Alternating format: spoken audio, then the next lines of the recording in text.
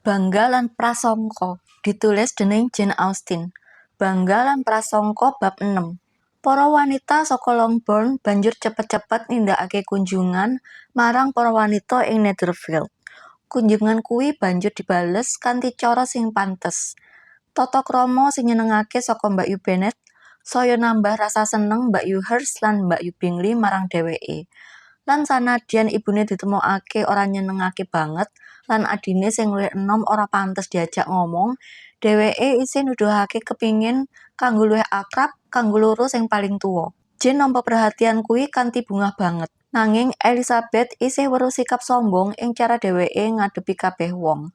Meh ora ngecualiake mbakyune dhewe, mula dheweke ora bisa seneng marang dheweke. Nanging kebaikan sing diwenehno marang Jane sanadyan kaya ngono tetep duweni arti amarga mesine asale saka pengaruh rasa seneng kakange marang Jane. Umume katon cetha saben padha ketemu yen dheweke pancen seneng marang Jane.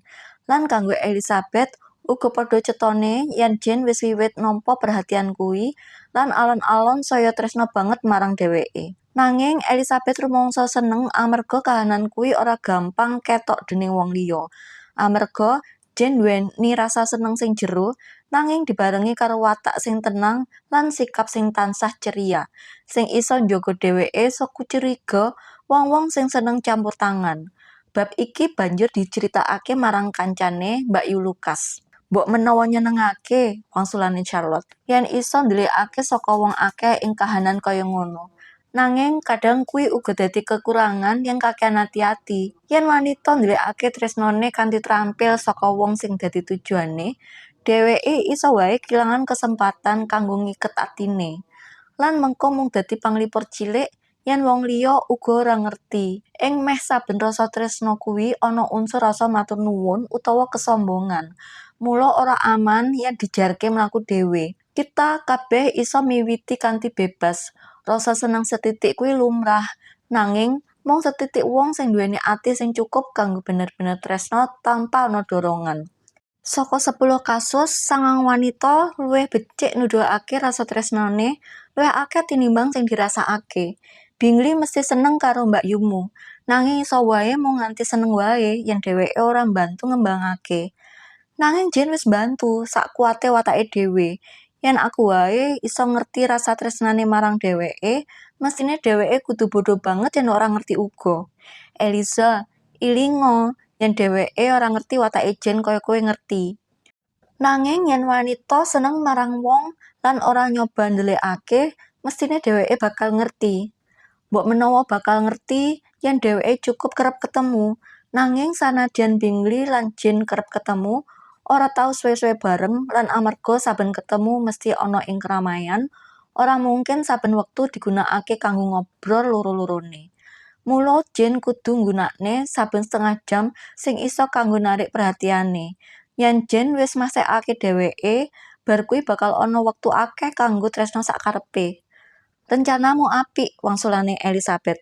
Yen tujuane mung supaya iso omah-omah kanthi apik, lan yen aku kepingin golek bojo sugih utawa bojo apa wae, mesti aku bakal ngetutake.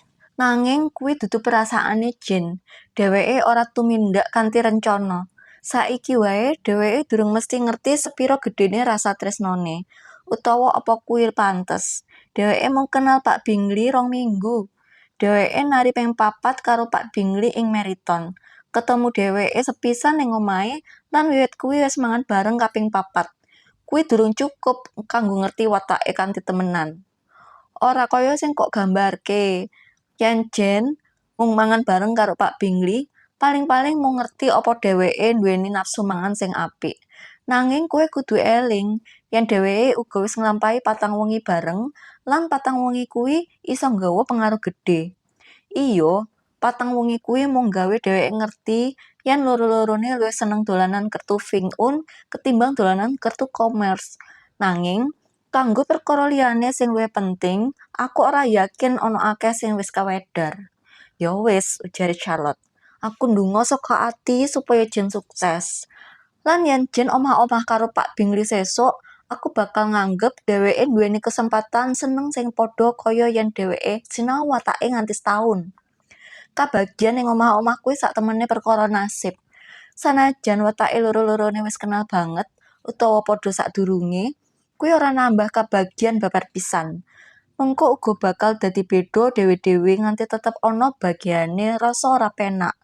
Mula luwih becik ora ngerti kakehan kekurangane wong sing bakal dadi pasangan uripmu. Kowe nggawe aku ngguyu, Charlotte, nanging kowe ora bener. Kowe ngerti kuwi ora bener. Lan kowe dhewe mesti ora bakal tumindak koyo ngono. Nalika Elizabeth sibuk nggatekake perhatian Pak Bingley marang Mbak Yune, dheweke ora nyangka yen dheweke dhewe wiwit dadi perhatian karo kancane. Pak Darcy ing wiwitan meh ora nganggep dheweke ayu. Dheweke ndeleng tanpa kagum nalika pesta. Lan nalika ketemu maneh, dheweke mung ndeleng kanggo goleki kekurangane. Nanging sakwise dheweke yakin marang awake dhewe lan kanca-kancane yen pasuryane ora nduweni kaendahan sing istimewa, dheweke malah wiwit weruh yen pasuryane dadi kanton pinter banget amarga ekspresif mripat petenge sing apik. Saka panemuan kuwi, banjur ana liyane sing uga rada ngganggu atine. Sanadyan dheweke wis nemokake sawetara kekurangan saka kasampurnaan wujud awake kanthi pandelengan kritis, dheweke kudu ngakoni yen awake keton enteng lan nyenengake. Lan sanadyan dheweke ngandhakake yen tata kramane ora kalebu gaya wong modern, dheweke malah ketarik karo sifate sing santai lan nyenengake. Nanging kabeh kuwi ora dingerteni dening Elizabeth. Ing mripate, Darcy mung wong sing ora isa nyenengno ing ngendi wae.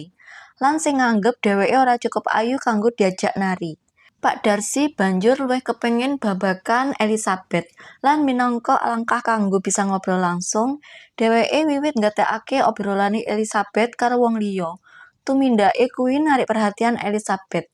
Kedadian iki ana ing omahe Pak William Lucas nalika ana kumpulan wong akeh. "Apa maksude Pak Darcy?" ujare marang Charlotte.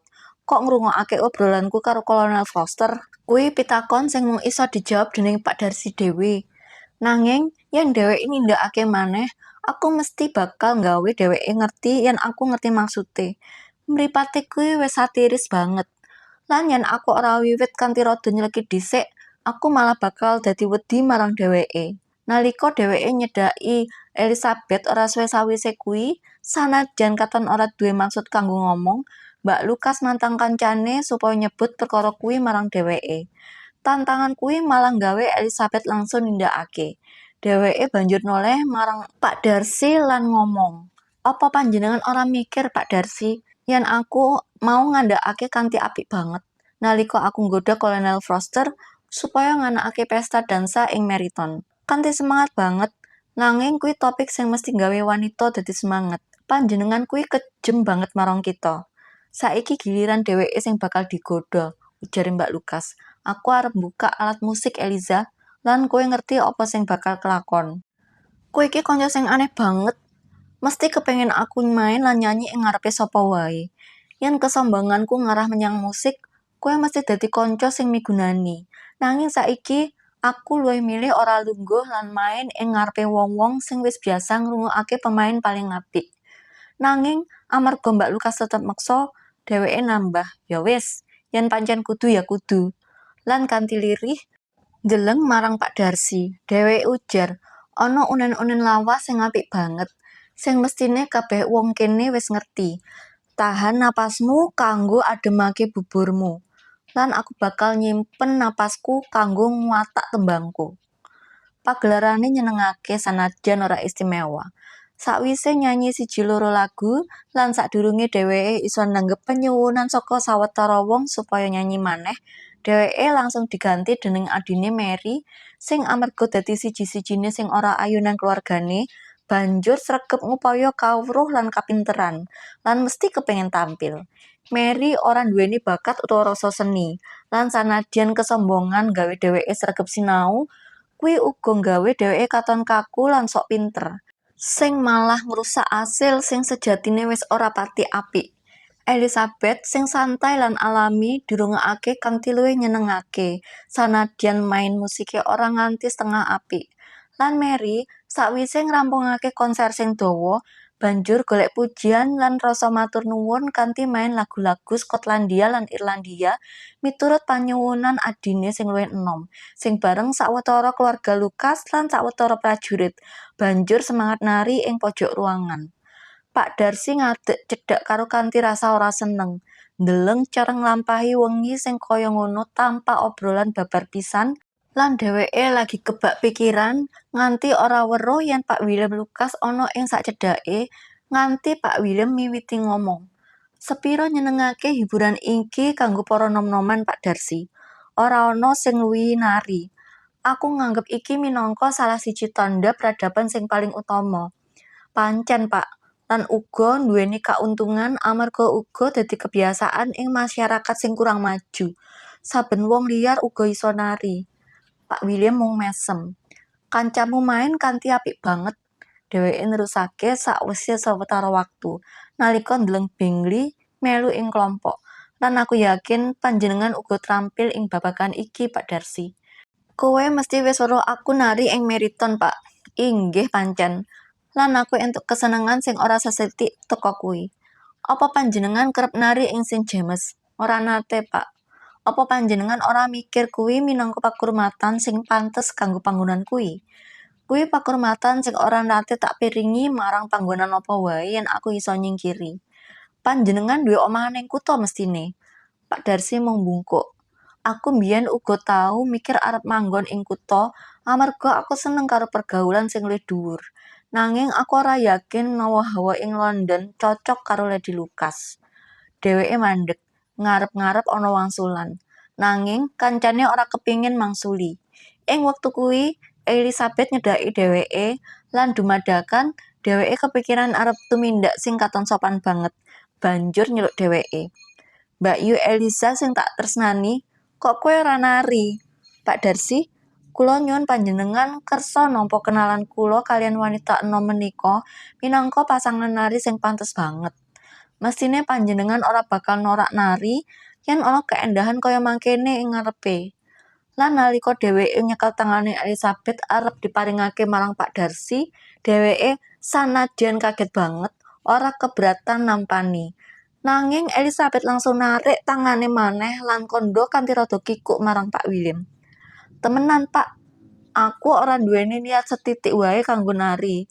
Mugi panjenengan aja nganggep yen aku nyedhaki kene kanggo njaluk pasangan. Pak Darsi kanthi sopan njaluk ijin kanggo oleh pakurmatan nari karo dheweke, nanging ora kasil.